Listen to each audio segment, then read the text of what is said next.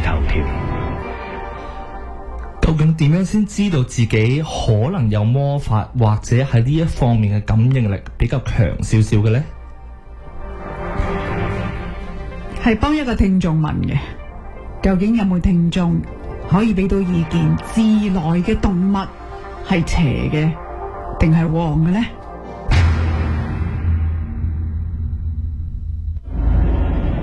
以下內容可能令到大家情緒不安，請各位聽眾自行選擇。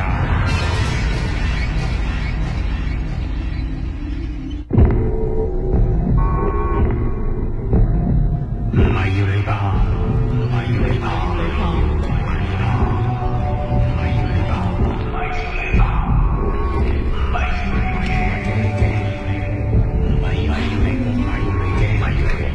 驚，係要你聽。星空奇談。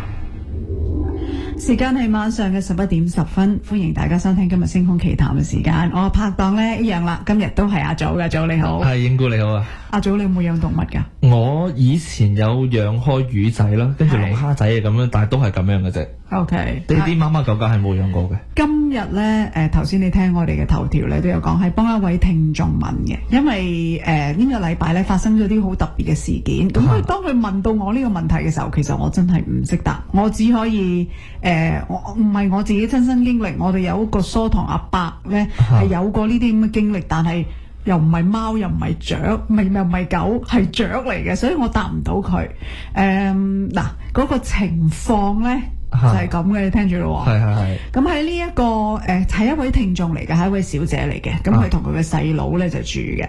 咁喺呢一個禮拜頭嘅時候咧，咁佢有一日翻屋企，咁佢無端端一開門咧，就有隻貓仔咧，好細隻嘅啫，我諗係2-3個月大嚇。有留意我哋晏晝節目嘅咧，都有睇到我哋拍一套片啊，同阿來啊，我同佢改個名叫阿來啊，因為佢自己嚟噶嘛。幾好啊！呢一排有奧運啊，咁以前奧運有一個好出名嘅，睇香港有個體育記者叫阿沙話，好似叫陳尚來先生，係咪？成日都話報下體育就交俾你啦，阿來咁，所以我話不如就叫做阿來啦嚇。咁阿來仔咧係2-3個月到嘅隻貓仔嚟嘅啫，咁就喺屋企唔知係邊度選出嚟咧，就跟咗我哋呢一位聽眾翻屋企。咁呢排食住個 Pokemon 嗰個細就捉咗佢啦，係嘛？係隻貓仔唔肯走，係隻貓仔捉到我哋嘅聽眾。唔使捉添啊！唔使嘅，貓仔嚟就一嚟到就黐住。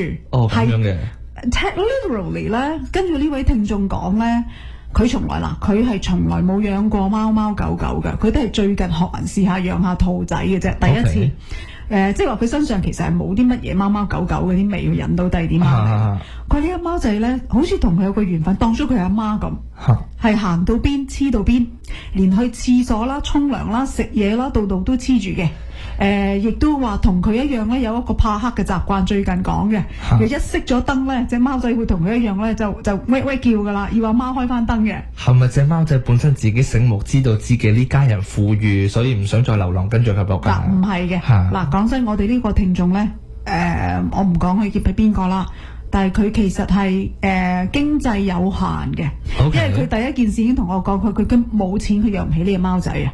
因為貓仔咧，佢又話要睇醫生啦，又要買貓糧俾佢食啦，所以佢話其實佢自己亦都唔係揾好多錢啦，所以佢亦都驚照顧唔到呢個貓仔。佢唔係富裕嘅，各位嚇。好啦，但係佢問咗我一句，佢話佢當佢喺度猶豫緊一隻咁黐身嘅自來貓仔嘅時候，佢話小英啊，我問咗我阿爸。我阿爸話嗱，佢阿爸唔喺呢度同佢住嘅，佢阿爸喺香港。佢阿爸話俾佢聽，自來貓好邪噶，叫佢唔好養。嗱，佢話自古啲人都係咁樣講，自來貓嗱，佢特別係貓啊，自來貓咧好邪噶，會陀衰家噶，快啲掟走佢啦。佢問我咁樣嗰時，我真係唔識答，因為我本身自己我要承認我係偏見嘅，因為你哋個個人知我做咗咁多年電台，你知我係冇一個時間係冇貓狗喺身邊嘅，我一路都有養住寵物由細到大，咁所以我一定會話俾佢聽點，即係如果你問我嘅，唔好理呢啲咁迷信嘅嘢啦。咁但係佢亦都擔心，佢話係唔係真係自來貓係好邪呢？咁我咪問下各位聽眾，你哋覺得自來貓或者自來狗係邪啊定係旺嘅呢？有冇聽眾可以俾啲意見我哋呢一位女聽眾聽下咧？其實我覺得幾無辜嗱，以前真係有句説話，自來狗富，自來貓係窮嘅。其實有呢、邊個講㗎？呢句説話聽咗好耐，電視劇有聽過，以前啲老人家有講過，成日都講。係啊，我就係覺得啲貓貓好鬼死突啦。個個都歡迎自來狗，唔中意自來貓咪好慘。唔係，雖然一路以嚟咧，貓係有一個傳聞，就係有一個係一個唔好嘅唔幸運嘅跡象，尤其是黑貓啦。古埃及以前貓係用嚟守護靈界嗰邊個靈界嗰邊。貓就成係皇帝咁噶嘛，喺古埃及嘅時候。有咁樣講過，但係其實唔好講話自來貓啦，其實貓本身嚟講咧，都有好多個傳聞話貓係帶俾你唔好運嘅。其中一句説法就係、是，如果你入一間新屋嘅時候，入邊之前喺呢間屋住嘅主人有隻貓留咗喺嗰度咧，你唔好搬入去，一搬入去咧衰硬嘅。係啊，係會特衰運嘅，係會。哦，所以我覺得啲貓係好唔公平嘅，所以我覺得係。係話即係啲人搬走晒，搬剩隻貓。係啦，係啦。咁就唔好㗎。就係唔好運嘅。咁我知點解啦。有人嚟講。我對上嗰一隻貓咧叫阿肥貓。阿肥貓咧食好多嘢嘅。係一隻18磅嘅肥貓，拍得住尖東忌廉哥。真係肥貓喎真。咁阿肥貓咧，我係收養佢嘅。係喺呢一個多倫多愛護動物協會，我係咁啱線揸架車行過，冇嘢做，約咗人食飯。誒未閂喎呢一度，不如兜架車入去行下啦。我從來未養過貓嘅嗰陣時，一路屋企養緊隻狗㗎。啱啱第一隻嚟嘅。喺屋企養緊一隻狗嘅嗰陣時，咁行入去睇下啫，就見到呢一隻肥貓，又係一抱上身咧。就唔甩得，跟住嗰個愛護動物協會個職員話俾我聽，呢隻貓咧領養費係半價嘅，因為佢18磅過肥，咁咧就冇人即係冇係比較要人領養佢嘅機會係細啲，經費比較大啦，所以半價甩咗佢。但係其實佢冇病冇痛㗎，佢係肥啫，其實肥貓先得意㗎嘛。係啊，咁但係聽個故事好慘㗎，話據講咧就好似你頭先咁講，係有一個做地產嘅地產從業員入去收樓，就見到嗰啲人咧搬走晒，搬隻貓，就搬隻阿肥貓，唔要佢。咁但係呢個地產從業員咧，就因為佢自己本身係養唔到貓，我唔知佢敏感定係痕啊，所以佢即刻要黏住咁樣搬走隻貓，攞走隻貓，話揾啲布包住隻貓攞去愛護動物園，因為佢掂唔到貓。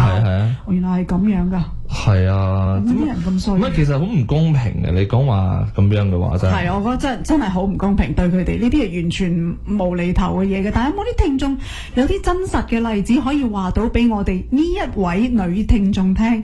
究竟自來嘅動物係帶邪啊，定係旺嘅咧？我哋聽聽呢一位聽眾講。Hello， 你好。喂，先生，你點稱呼啊？我叫 Patrick。哦，Patrick 你好啊。你其實冇根據嘅嘢，唔係邪與唔邪嘅貓貓狗狗。係咯。我過去1年半啦，呢2年啦，我收養咗8隻貓。哇！有愛貓嘅族。唔係，其實我好中意狗嘅，我仲有隻狗嘅嚇。咁但係咧，我喺個 backyard 度咧，有一對我間屋對住咧有個 forest 嘅。咁咧有好多即係有好多人咧真係好冇良心嘅，將啲貓咧掉去個 forest 度。咁佢哋冇嘢食㗎嘛，冬天。咁佢哋周圍咁啊，咁我餵佢哋食嘢啦喺個 backyard 度。咁跟住走咗一隻入嚟，走咗第2隻入嚟，走咗第3隻入嚟，第3隻就馱住另外5隻喺個肚度。跟住生晒出嚟啦！我見到咁可愛，收養埋佢哋咯。係咯。但係即係我覺得中國人咧，有時唔係話即係唔係即係歧視嘅問題，而係有好多冇根據嘅嘢啊！點可以話其實啲貓嚟咗，我覺得我仲信嚟咗好多添。即係如果咁樣講，即係覺得好似信咗黃咗嘅。即係我唔信呢啲嘢嘅，我唔信啊！又話有鬼我成日以前我都打個電話嚟啦，有啲舊陣時幾廿年前啲人話喂 Patrick 唔好去嗰度住，嗰度有鬼嘅。你講我係信有鬼，我咪好蠢。講真一句，咩都試過先係嘛？見到先講啦。即係講真一句，我覺得唔知道係咪唐人啦，成日話喂嗰間屋唔老禮啊！你講我就信，咁我咪好蠢。真係唔老禮。你大膽啫，你大膽啫。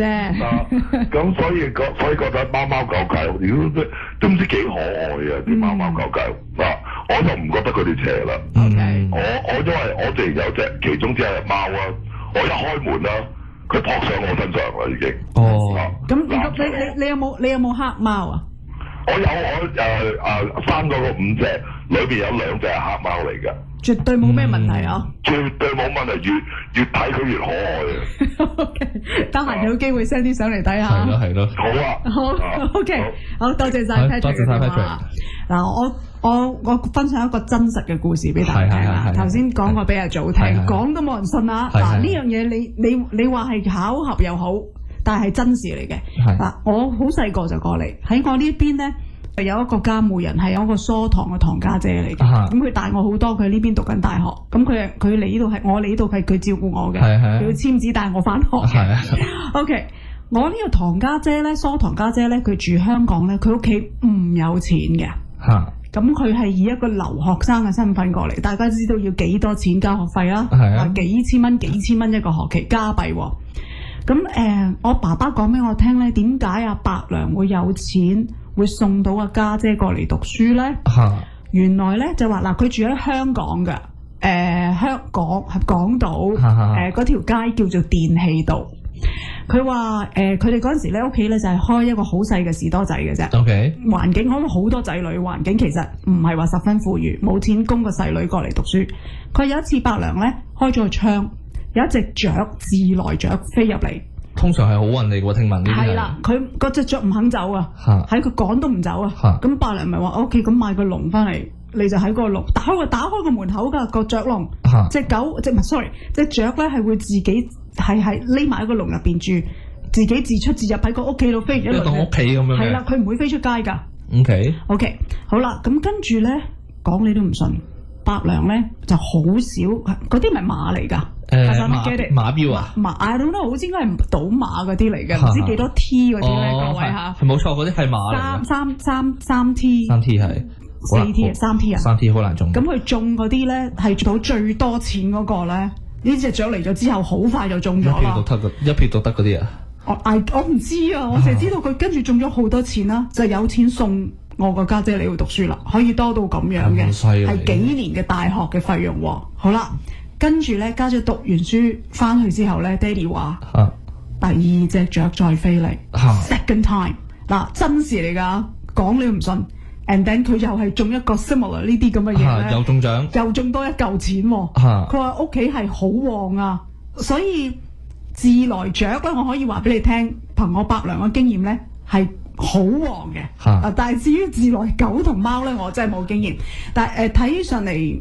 我哋呢位聽眾咧，我都其實我係提議佢你go with你自己嘅心咯。係咯，你覺得自己好心地，你覺得應該養嘅就養咯。講真，佢一條生命嚟嘅，咁呢一條生命嚟到你屋企，如果你養咗佢，你都會為自己增添一啲福氣啊。如果係咁樣嘅話，咁我哋有一條生命嚟到你求救，你踢走佢咩唔通咁樣係咪先？但係我哋都有做功課，譬如你上去網咧，甚至譬如話有啲叫做啲報章咧，同埋一啲堪輿學家咧，亦都有提過關於自來貓狗嘅。Okay. 通常大部分嘅人咧都話自來狗咧就係旺嘅，自來貓咧就帶嚟衰運嘅，仲話有自來貓如果嚟你屋企咧，你屋企可能會有喪事啦，有啲又話咧可能會窮到要去當鋪度當嘢啊！其實啲咩根據嚟嘅？對啲貓特別對啲貓係咁唔公平啦！佢哋話古時嘅人講落嘅喎。古時嘅話，如果你喺德國嗱，係呢個喺德國流傳嘅，德國都有一個關於貓。如果你喺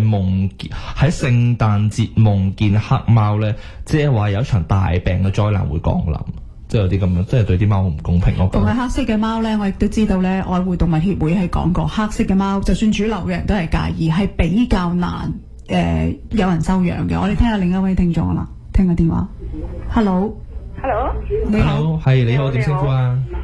我係鐘太。鐘太你好啊。係啊，唔係我嗰陣時聽我爹哋講咧，就常講話自來貓窮，自來狗富。係啊，啲老人家係咁講啊。西葡就打官府咁嘅。哦，咁樣添，或者第三句。佢就同我講個古仔，佢話，不過我唔知係真定假咧，係咪佢講種古仔聽啦？佢就話。有家人咧養隻貓，嗰隻貓好鬼乖嘅，但我唔知佢係自來貓啊還是咩嘅，好似話佢係自來貓嘅，咁就養住佢啦，一直都好乖嘅喎，咁啊誰不知大咗之後咧有一日佢喺佢個即係個鄉下嘅地方，咪即係灶頭煮飯嘅。咁佢就喺個灶頭上邊嗰個鑊蓋咧，屙篤貓屎。哇！個主人好鬼嬲啦，大佬！哇！你有冇搞錯？陳台貓屎神憎鬼厭。咁你就即係追佢嚟打咧，即係又即係俾啲教訓佢咁啦。係啦。咁佢就吱吱喳喳咁就擒青咧，就走到上屋梁即係鄉口嗰啲屋梁嗰度咪有個橫梁嘅。係。喂，走上去。咁個主人冇辦法啦，追唔到佢啦，係咪？係。咁咧就又走翻即係算鬼數啦，係咪？咁就畢咗嗰啲篤貓屎啊，算數啦，係咪？第二日。又係煮飯嘅時候，即係當你食完飯，即係啲鑊糧，即係啲貨啲，即係食完飯啦。總言之，佢就想揭開個蓋裝翻啲嗰啲咩飯起身嗰陣時咧，又係見篤貓屎喺度。哇！連續3日，嗰個主人咧就嬲到，佢本來好乖噶嘛，咁啊就擔張梯，即係借張梯，唔知擔張梯啊，咁啊跟住咧就走上去，佢停喺上邊喎，佢唔走喎。咁咪停喺上邊，咁咪擔張梯上去咯。誰不知佢就個主人即係捉佢，佢就行；主人捉佢，佢就行。咁啊行到一個梁個一個位置啦。咁佢就喺度喵喵喵喺度叫。咁佢個主人咧就做乜鬼咧？一睇入邊，原來有成紮金喺度。哦，即係佢係通知佢有啲嘢喺嗰度喎。金喺度。咁佢一睇佢，又有嗰啲金器，又有嗰啲乜，即係戒指啊、手鐲啊，即係嗰時好中意鐲噶嘛，金鐲啊、戒指又嗰啲成紮喺度，即係放喺嗰度啦。咁佢啲人先至，哎呀，唔知係佢偷翻嚟啊，還是點嘅，真係唔知。明白，呢個可能係一個古仔啦。係啊，或者古仔話我唔知啊，我聽我爹哋咁講過咯。OK， 好，多謝晒你嘅電話，得意咯，多謝晒嚇。其實我哋好多聽眾都好心嘅，即係話俾可能話俾我哋呢位女聽眾聽咧，有時唔需要諗得太多。媽媽可能好少頭嘅。係啦，就係我都知道因為佢個細路咧，我哋呢位聽眾聽講佢個細路咧有嚴重嘅貓敏感添，試過就不停喺度痕啦、打刺，但係反而而家咧最新琴日佢話俾我聽，佢個細佬見到呢隻貓仔。好似阿來啊，見到阿來啦，咁黐身，即係好似已經係佢哋一家人。佢細佬話咧，若個病除突然間冇睇線，咁唔係喎，咁樣咁神奇嘅啦，咁樣變咗神怪啦。唔係佢細佬話我忍，佢話我忍唔緊要啦。阿來咁咩？你不如擺佢喺度，佢唔即係總之我出現嘅地方，阿來。唔好即刻喺我隔離咪得咯，死定啦，避之則吉啦咁樣。係啦，或者 restrict 阿來喺某一個地方度出入咯。咁佢哋而家仲 try to work it out，但係始終咧都係佢都係身體嘅問題。係，即係都仲係諗緊咯。咁但係咧嗱，我同你揾多一個啦，我講埋呢個我唔講噶啦，羅小姐嚇。OK， 就。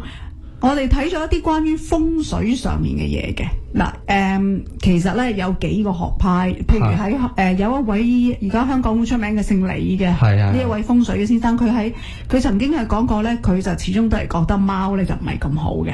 佢話貓係屬於總之唔係咁好運啦。但係另外咧有一位姓陳嘅風水師咧，佢就話反而佢用一個邏輯啲嘅角度去睇嗱，佢話動物咧。係同呢個大自然咧係一個好特別嘅感應力嘅。你哋有冇發覺有時地震啦、海嘯啦，通常都係啲動物啦、昆蟲咧會識得走佬先嘅。啲落雨嗰啲嘢成樹應該全部出晒嚟，都匿埋晒㗎嘛。係啦，即係佢哋話啲動物咧自己本身有個特別嘅能力，佢 sense 到咧喺周圍邊個氣場係好嘅。佢話嗰隻貓或者嗰隻動物一定係知道你嘅氣場旺，你係好，佢先至會嚟跟你。咁即係換句話講，如果唔係佢就走咗狗勢啦。換句話講，有某一啲嘅動物感受到你嘅氣場比較負能量，所以先會吸引到佢埋嚟。佢話代表你家的氣場咧就十分穩定，風水學上咧亦都可以話叫聚氣，你先至可以吸引到咧呢啲咁敏感嘅動物咧對你產生好感而黐住你嘅。佢如果唔係嘅話咧，嗰啲貓狗就會走噶啦。咁其實佢咁講啦。咁其實都 make sense 嘅。聽多一個咧，一個咁上下啦，咁大把。OK， 聽住阿羅小姐啊。OK， 聽埋呢個。Hello，你好，梁太。係點稱呼啊你？我聽你講啲貓貓，我講啲貓貓。我話早5年前咧，我都係喺間屋咧，冬天之前啦，隻黑貓咁唔好意思啊，你嘅電話窒下，我哋好難聽。係啊，咁唔好意思啊。得嗱，而家好少少，你唔好喐。好少。隻貓嘅好可憐，都係唔得，唔好意思，真係唔好意思，你嘅電話窒得好緊要啊！喂 ，OK。隻貓唔係話有嘅，覺得係冇事，因為5年啦，我收就咗，咁唔知有話咩事啦，我唔講，我咁樣為佢哋黑貓嚟討嘅，我瞓下就發扎頂咗。OK， 好多謝晒你電話吓，唔好意思，因為你嘅電話窒得好緊要，不過斷斷續續，我哋都大約聽到你係話係好嘅。係啊。咁啊，咁多位聽眾都話好嘅，自來嘅狐狸邊有啊？我哋網上啲聽眾仲得意，有一個話自來佢住新界住鄉村噶，佢話咩點知貓啊狗啊咩話龜兔魚、自來魚，自來魚都有跳落你嘅魚缸嗰度。喂，佢話真嘅，你上網睇啊！佢話佢解釋咗咩叫自來魚啊，真係誇張。OK， 好，咁我哋休息一陣間嗱，希望今日咧，我希望今日可以幫阿羅小姐解答到你嘅問題。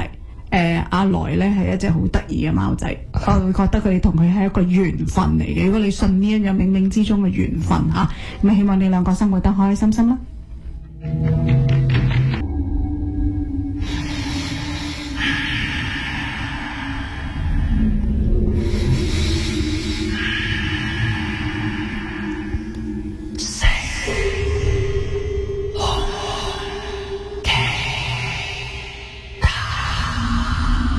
話時話喎，唔覺咧，農曆7月已經開始咗咯喎，差唔多嚟了噶啦。係啊，你哋有啲人信咧就話，即係我哋每年都咁樣講嘅。有啲人信咧就淨係信14號嘅啫。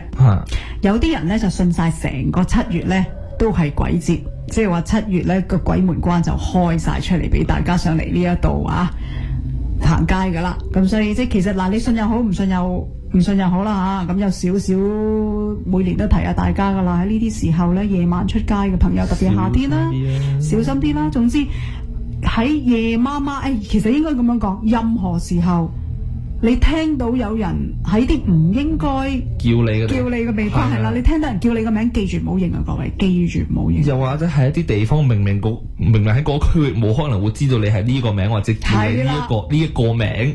跟住你就聽到話唔好應佢，唔好應，係啦，即係當冇禮貌都係咁話噶啦。嗰個人如果真係後邊有個人老遠嚟叫你咧，佢自然會跑上嚟揾你噶啦。但係如果佢咁，唔好拍人膊頭。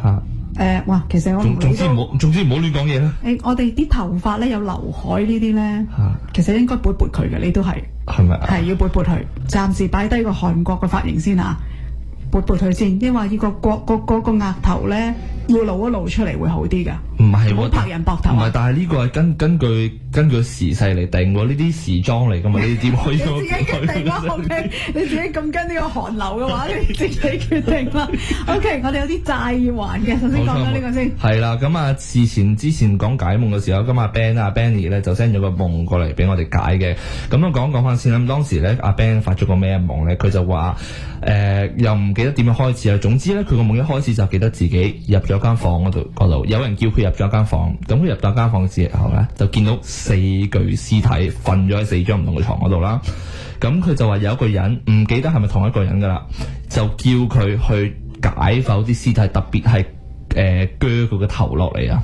咁啊 Benny 就好驚，但係佢都係照做到嘅。咁佢去到第一個屍體嘅時候，鋸到一半嘅時候咧，就已經鋸唔入啦。佢用盡晒力鋸，點鋸都鋸唔入，但係佢都繼續試嘅，勇往直前嘅。點知突然間嗰個屍體咧就開始起身啦，開始彈起嗰啲咁嘅嘢啦，咁佢就驚，一路之後咧就驚到走咗啦。咁佢當時淨係記得呢度咁多嘅啫。但係佢最具體嘅時候咧，佢就話係聞到血腥味啊。咁咧阿 Benny，其實我將你個夢咧就分成咗3 part 嘅。咁第一 part 咧就係你見到死屍啦，第二 part 就係你解剖啦，因為你刺佢頭落嚟啦，都可以當係解剖嘅。第三就係你驚到走咗。咁我分成呢3 part 嘅時候咧，就可以話其實如果你喺夢入邊見到死屍嘅時候咧，其實意味住你可能喺日常生活咧就群埋一啲比較負面嘅人，或者對你影響力比較負面啊，或者群埋一班唔應該群嘅人，又或者係一啲物質上嘅流失啦，會有嘅。咁第二 part 咧就係解剖啦。當你去解剖屍體嘅時候，就證明你係有一啲你自己個人深層入邊隱藏咗你自己嗰啲嘢啦。我姑且講下性格咁先算啦，性格啊習慣咁先算啦嚇。你係隱藏咗，又好想掘翻佢出嚟嘅。咁去到第三 part 咧，其實都可以好順咁解釋到嘅。你就係因為唔想去接受呢件事啊，而走咗一走了之嘅。咁其實如果你講話三合併埋一齊，Benny 其實你有冇可能係呢排係識咗班新朋友啊，或者接咗啲新事物啊，令到你感受唔係咁好，但係又繼而令到你可以發掘到自己深層可能自己從來都未見過嘅一面嚇，但係同時間你又比較驚去面對呢一樣嘢，所以你好似15、16咁樣，唔應該用唔用往直前啊，繼唔繼續向前行或者後退咁樣，可能有咁樣嘅啟示嘅 Ben。OK， 嗱，大家都知道，你睇下阿祖咧係好用心幫各位去解夢，因為呢個係佢其中一個個人嘅嗜好嚟嘅，係就係發夢啊嘛，係啊。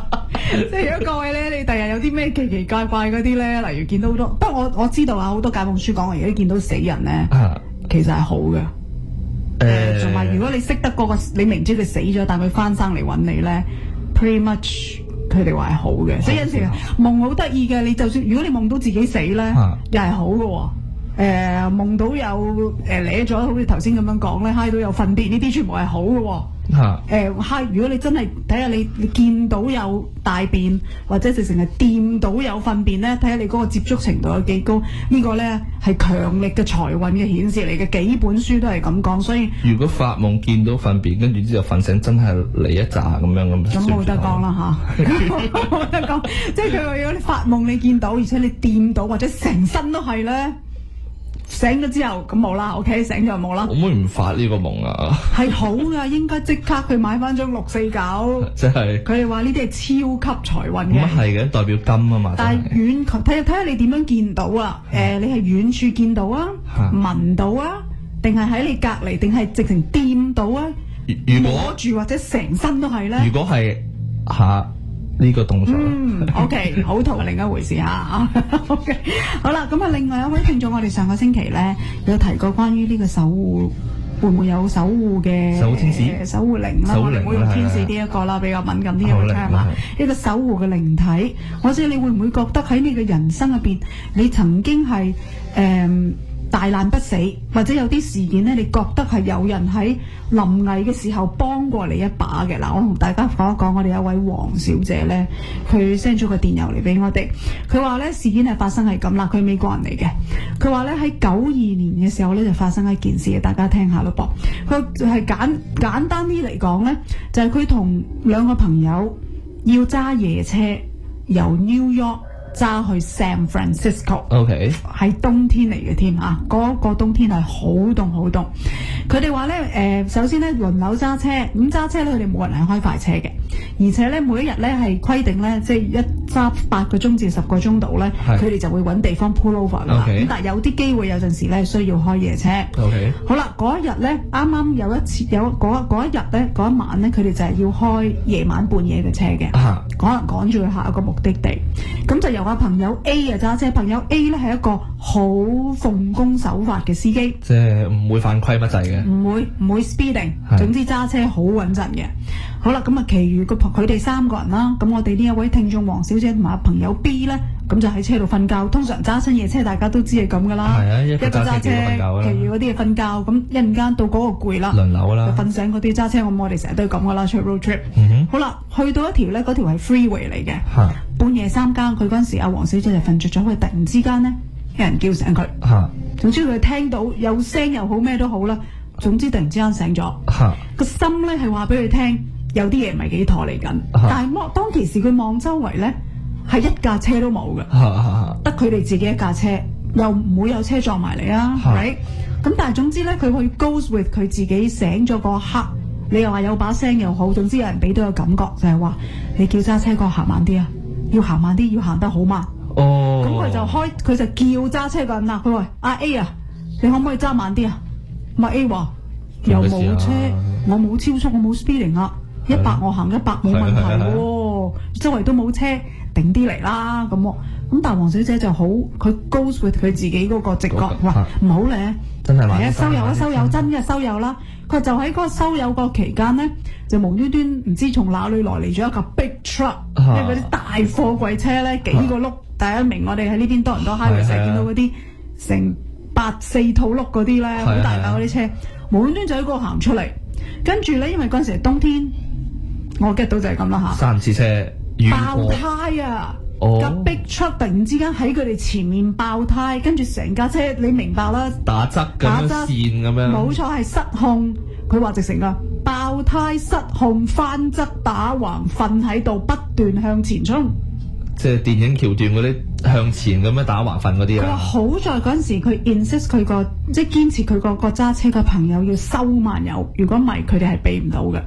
哦，所以佢話呢一個想同大家分享下就係佢覺得各位係即係以佢嘅角度嚟睇，佢覺得呢個世界係總之有啲嘢咧係守護喺你身邊，佢幫到你，佢一定會叫你嘅。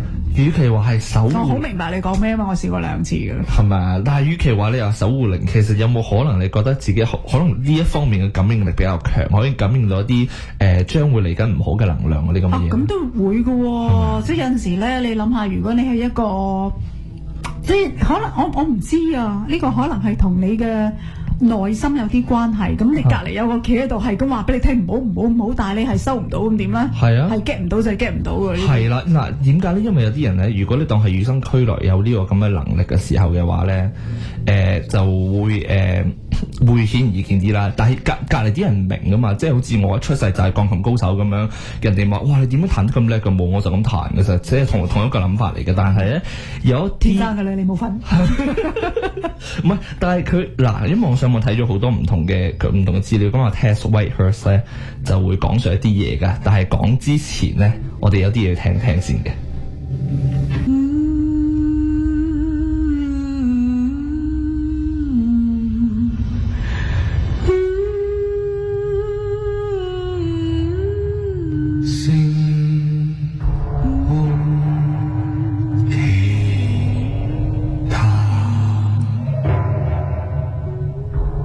時間翻到嚟11:43啦，仍然係星空奇談啦。咁頭先講到話有啲咩證據或者證明可以令到你喺呢方面嘅靈感應力比較強少少，或者我可能有呢一方面嘅感應能力咧？即係我有潛質可以去學下法咁啊？係啊，嗱可以睇睇佢，因為呢度有11個啦嚇，11個11樣嘢證明你係可能呢一方面比較強少少。我自己都中咗幾樣嘅，咁啊睇下影估你中咗幾多樣啦。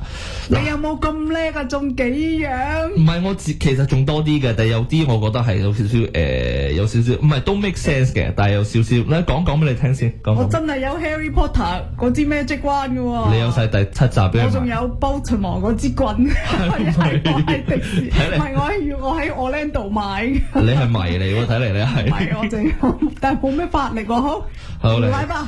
唔係咁頭先講到啦，有啲人就與生俱來有呢啲能力嘅，咁但係周跟啲人咧係會唔 get 到，唔會唔明白點解你嗰種感應係來自於邊度嘅咧？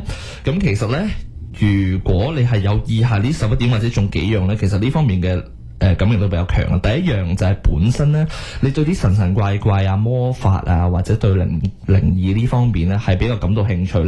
喂，咁我同你一定係啦。我同你同埋在座咁多位係啦，咁多位聽眾，各位聽眾呢樣個個中晒喎，都達到呢個要求㗎啦。其實一中晒㗎啦，全世界中晒㗎啦呢度。係啦，一行過你見到有啲好似有嗰隻味道，你就會留意㗎啦。係啦，有啲中晒㗎啦。第二個咧就係頭先上個禮拜講個派啦，你開咗呢個1111。哦，OK。係啦，呢個即係你要加入呢一個 one club 啦。係啦，好冇得夾硬嚟嘅呢樣嘢。冇得夾硬。時辰到嗰陣時，你自然就時辰到嘅。你會可能突然間碰得特別多111嘅數字，或者你從來未碰過嗰啲就冇得講啦。冇得強求。係啦，冇得強求。係嚟就自然會到㗎啦，各位慢慢等下。嗱，呢個第三，其實我有時都會有試過，我相信應該你都有嘅。你突然間會諗起一個人，咁跟住之後冇幾耐咧，就收到嗰個人嘅電話或者個 text message， 係淨係諗起佢嘅啫喎。跟住佢就會聯絡你噶啦。我試過幾次都係咁樣。一次半次啦，唔係多。我試過幾次同一個人嚟嘅，係啦，咁就係啦。嗱呢個比較我覺得比較有根據一啲，因為冇可能你 feel 到佢即刻打電話，你呢個係深刻一種 connection 嚟噶嘛。嗱，第四個我覺得有少少OK 嘅，可以嘅。嗱，我當你係從來未煮過嘢食，你係唔識煮嘢食嘅。但我係唔識煮食，但係我有煮過㗎，失敗咁算唔算啦？深烤咧，你一下廚嘅時候咧，你自己咁堆砌啲醬啊，成個追追埋埋咧，係好好食嘅喎，件事係。你有冇試過？係啦，有冇試過咧？有冇試？呢樣嘢我唔合格。我試過有咁樣堆砌，但係次次都唔好食。嗱，呢個我有少少質疑啦。本身嚟講，我雖然自己上網睇，但有少少質疑。我呢個未得。唔係呢個我有少少質疑，因為點解咧？咁呢個可能係你有廚藝天分啫。可能係嘅，又或者係咁多年嚟嘅經驗都有嘅，我都見過嘅。嗱，呢個第五個就同頭先你講個貓嘅事件有關啦。嗱，你可以感受到隻貓將會做一啲咩，又或者隻貓係個動向係將會去邊度？佢呢個特定話係貓嘅。嗱，我未深究到點解佢特定話係貓。總之就係話，如果你可以察動到隻貓將會做啲貓，將行去咩方向，你就有呢方面嘅能力。佢好似有少少暗示貓係同感應力或者同靈界感應始終都有啲關係。係啦，狗就即係比較佢哋應該點樣講咧？狗係傻下咁，又忠心，即係咁啦。貓就古古惑惑，咁醒目啲嘅。同啲有思維嘅 connect 翻啦，係嘛？會唔會知道隻貓想做咩？但係我養佢噶嘛，我實知㗎。佢隻眼望去邊度，我已經知佢究竟想點啦。佢呢度就係話喎，即係佢唔係攞自己啲貓嚟做實例，或者可能你隔離係啊，人哋啲貓隔離嗰啲貓，你都會 feel 到佢嘅。嗱，有啲係真係我去揾人哋啲貓試下先下次。係咪啊？你小心啲。係啦，可能跟住你翻屋企嘅喎。唔係佢找我咁算點？即係佢好憎我咁，我算唔算啊？俾貓糧佢食咯，可能佢好中意你嘅先。OK，下一個咧就係你無啦啦見到一啲動物咧，你會好不其然去扭自己嘅把聲。嗱，你唔係一定係扭高音嘅，或者係你叫佢嘅時候，突然間 B B 咁嗰啲得唔得？呢隻唔係，唔係可以係咁樣嘅，可以係咁樣嘅。你會好不其然地扭自己把聲去某一個頻道，去令到佢，你覺得佢會聽得明你講乜嘢咯？我成日都覺得貓係係針對貓嘅呢個。呢個唔係嘅，呢個動物啊，動物即係動物。我硬係成日覺得我啲貓明我講咩，但係佢哋扮唔識啫嘛。佢可能唔想理你啦，佢。係啦。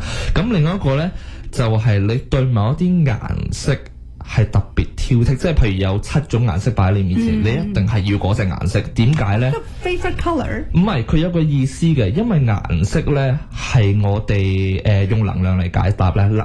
顏色同能量係有關係，特別係所謂嘅查克拉 chakra。你可能對某一種嘅能量係吸引啲，即係好似磁石咁樣咧，你會比較對佢比較吸引嘅。又或者可能對某一啲嘅能力，某一啲嘅能力比較抗拒。你個資料有冇講話咩顏色代表咩㗎？未講到，我下一集再同你講下。唔係，我自己本身係特別抗拒黃色嘅。抗拒啊！我唔知點解。OK。我由細到大唔係幾中意黃色嘅，唔知點解。我就抗拒白色㗎。我唔係太過中意白色嘅嘢嘅。咁啲紙以後都要換一換佢。我特別喜歡吸引嘅咧就係紫色同紅色。紫色同紅色係啦，或者墨綠色我都中意。下個禮拜同你講講呢個顏色呢個問題。係好難解釋嘅，我明白。但係同你自己個人每個人有 favorite colour 都好難解釋嘅啫。有得拎 up 到嘅。嗱，第8個咧就比較強烈少少。呢個我都係嘅，我都有呢個咁嘅能力嘅。我覺得嚇，你會分得出一個人幾時喺度講緊大話。無啦啦佢講句嘢，你就有一個感覺，佢一定係講緊大話呢句説話，唔知從何而嚟。而家個感覺係，呢個我 OK 嘅喎，係咪啊？即係有啲人咧，我知道佢，我可以話第一次識佢或者同佢講叫嘢咧，我已經覺得佢呢個人心術不正。係啊，即係我會自己同自己講，我唔會害你，但我唔會同你打交道。係啦 ，yes right。我做過一個測驗咧，係唔好人哋做測驗啊！唔係有個人俾咗個測驗我，係睇下我睇人有幾準。呢一個係一個 business 係 Business Insider 嘅一個測驗嚟㗎，我有89分㗎。咁犀利！我會喺 business 嚟講咧，我睇一個人咧係睇得好準嘅。應該你係好人嚟㗎，我知。係咪啊？我都覺，多謝應該。咁另外一個咧就係你會覺得植物咧係唔好講話你會覺得植物有生命㗎啦，你甚至乎會去到一個程度，你有時會無啦啦同棵自己種嗰棵花傾偈咁樣咯。你會覺得植物有生命？呢個我交叉。呢個因為 I got no green thumb，我種咩死咩㗎。我 honestly 係真嘅呢樣嘢，我種乜嘢死乜嘢。拆開少少題外話，呢個講到呢個花咧，因為我媽咪屋企有種花噶嘛，我突然間醒翻一件事件咧，就係我有一個朋友結婚嘅時候咧，我哋每人會插一朵玫瑰噶嘛。我成日都覺得你每一個人咧會有一個氣場係會影響到植物嘅，即係你個人係旺植物多啲咧，你朵花咧喺你身邊咧都會特別茂盛嘅。因為點解咧？嗱，有4朵玫瑰，我同我另外嗰3個兄弟都掛一朵嚇。其中有2、3朵咧係謝得特別快，我哋紅線嘅帶上去嘅，但係帶喺我哋身上咧有一朵咧係8個出10個鐘之後咧都仍然好靚嘅棵嘢，有1-2個咧係已經掉咗嘅啦，棵嘢係好奇怪。同你氣場有關，每個人有個 energy level 會影響到嘅。呢個唔啱我啦，我冇分啊呢個。呢個我都唔啱嘅其實，但係另外一個就係咧，仲有尾2個2個，其中一個就係你會好渴望咧赤腳喺草原嗰度行。唔會㗎。No， 因為蛇蟲鼠蟻啊嘛，係咪？係。No。唔係，但係有啲人真係會喎。你行到草皮地咧，你會突然間好想除鞋，好想赤腳行草皮地咁啊，感受下大自然嘅感覺嘅。幾好啊！呢啲有係親近大自然嘅一族 ，but not me。我一定會着鞋嘅。No， 我唔可以嘅。咁呢個你鞋我都唔得。呢個你都唔中㗎啦，睇嚟就係沙灘或者得，草地一定唔得。都唔係呢個，但係你當同朋友或者同伴侶同行嘅時候咧，你會寧願自己一個去感受大自然嘅空氣咧，都會多過同佢一齊嘅。同大自然，即係我會多過同朋友。同朋友，即係大家一齊去行山啊！你會係自己行開咗一個嗰個嚟嘅。I might， you might，我只要唔係赤腳咪得咯。But I might，yeah，我覺得呢個 OK 喎。OK，咁以上即係突然之間會離開一群人。係啦，你會寧願離開一群人，去自己好靜咁去享受下啲水流落嚟嘅感覺，或者大自然嘅感覺啊。我會㗎，或者我會㗎。咁你我都一半啫，我中咗。其實我呢一個話有冇慧根去學法咧，或者學下啲咩都好啦。同靈界有關嘅嘢咧，同靈界有關嘅我都係得一半啫，各位。其實我都係得一半嘅啫，大家都係。有邊個聽眾中晒啊？至少我哋有聽眾會話俾我聽，佢會同植物傾偈咯。呢個我真係唔夠你嚟啊！煮嘢食嗰個有翻手，應該好多人都會。我都唔夠你嚟啦！嗱，種嘢、煮嘢食或者赤腳行草地呢幾樣，我已經輸硬啦。所以嗱，各位呢一個頭先做出嚟呢一樣嘢，睇下你哋種咗幾多，係代表其實你本身有冇一個潛在嘅慧根，或者有啲潛在嘅潛能學法啦。無論你係學我哋東方嘅又好，西方嘅又好，你嘅學法咧係會或者會有啲成功嘅地方嘅。成日喺西方，我哋會有啲remote viewing 又有啦。係啊。你中意嘅你可以學下玄學又有啦。你學阿祖啊，學得最多啦，嘥咗好多冤枉錢。我學呢樣學嗰樣。嗰個咩靈氣係嘛？係靈氣係。都有咁嘅機會咧，你哋係會可能真係會學到啲嘢，有啲得着嘅，自己自行抉擇啦。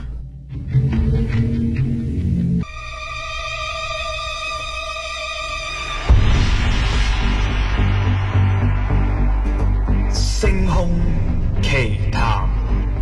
最近咧，揾翻一本咧，我有位聽眾好耐之前送俾我嘅一本書。咁呢本書入邊咧係講啲好奇奇怪怪嘅嘢，叫做談奇術，而一本好厚嘅書嚟。OK。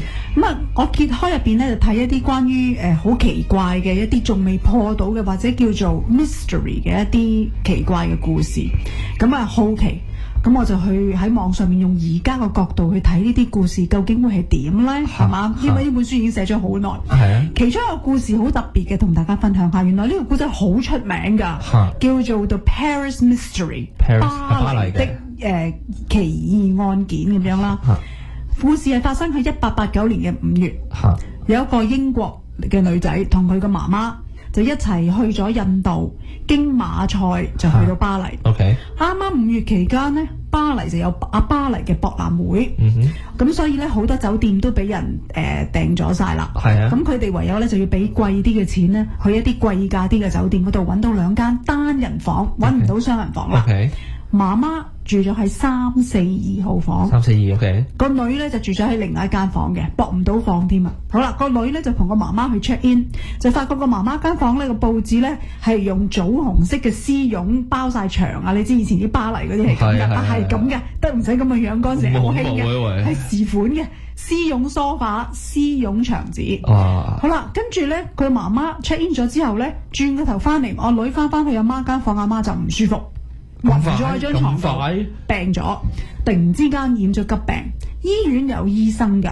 咁個女咧就即刻叫醫院嘅sorry 係叫酒店嘅醫生嚟睇佢阿媽。個酒店醫生話：你阿媽而家患咗呢個病咧係急病，我有特效藥，但係特效藥咧喺我巴黎個 office 嗰度，離開呢一度大約2個鐘頭馬車，我司機喺樓下，你跟我司機去我個 office 度攞啦。好啦，咁呢個女咧就即刻跟咗呢個馬車嘅醫生個馬車嘅司機，就去咗巴黎診所度攞藥，來來回回搞咗4個幾鐘。